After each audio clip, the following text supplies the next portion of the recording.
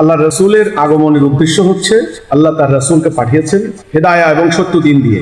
ওয়াল্লাযী আরসালা রাসূলাহু বিল হুদা ওয়া দীনিল হক লিইয়ুযহিরাহু আলা দীনি কুল্লিহি।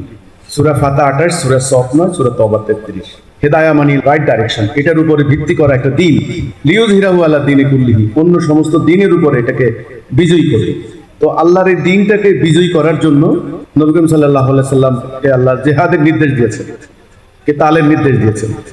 তাহলে জেহাদ এবং কেতালের মাধ্যমে আল্লাহর দেওয়া সত্য দিন মানব জীবনে কার্যকরী করে শান্তি আনাই হচ্ছে ইসলামের উদ্দেশ্য, নবীর আগমনের উদ্দেশ্য। এই উদ্দেশ্যটা অর্জন করার জন্য রাসূলুল্লাহ একটা উম্মাহ তৈরি করলেন। সেই উম্মাহকে তিনি ডিসিপ্লিন শিক্ষা দিলেন, আনুগত্য শিক্ষা দিলেন, জেহাদ শিক্ষা দিলেন, অনুপ্রেরণা দিলেন, শহীদ হওয়ার প্রেরণা দিলেন। এই সব কিছু দিয়ে তিনি তাদেরকে নিয়ে রণাঙ্গনে যুদ্ধ করতে গেলেন।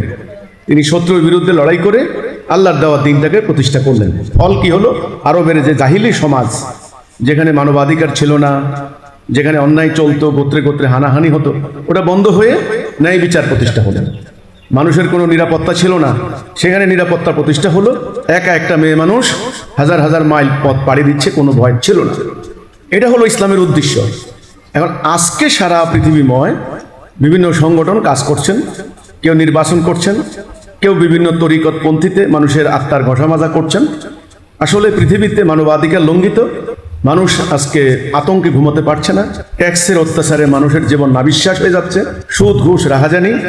অন্তত এই মুহূর্তে 40টা রাষ্ট্রে যুদ্ধ চলছে, অধিকাংশ সীমানায় সংঘর্ষ হচ্ছে। গত 2টা বিশ্বযুদ্ধে 14 কোটি মানুষ খুন হয়েছে, 3য় বিশ্বযুদ্ধেরও দ্বার প্রান্তে এসে দাঁড়িয়েছে। তো এই মানব জাতিকে এখন মুক্তি দিতে হলে আবারও সেই আল্লাহর দেওয়া প্রকৃত ইসলামের সেই আদর্শ প্রতিষ্ঠা করতে হবে। সেটার জন্যই আন্দোলন করছে হিজবুত তাওহীদ।